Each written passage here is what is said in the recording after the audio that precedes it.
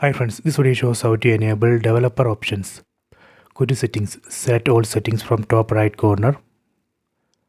Go to system. Under system, go to about.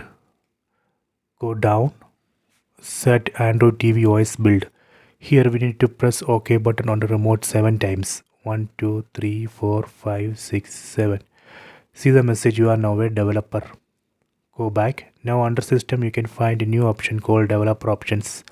Select it. So these are a list of developer options. From here let me select one option. Let me select USB debugging or ADB debugging. Let me enable. See, so this way we can enable developer option. Let me disable this USB debugging, then go to top. If you want you can disable developer options as well. See here, let me disable. I recommend to disable developer options after the use because of security issues. Go back. See, now under system it's not showing developer options because I have disabled. So this way we can enable or disable developer options. Please try this. I hope you have enjoyed this video. Please subscribe this channel. Please like and share the video.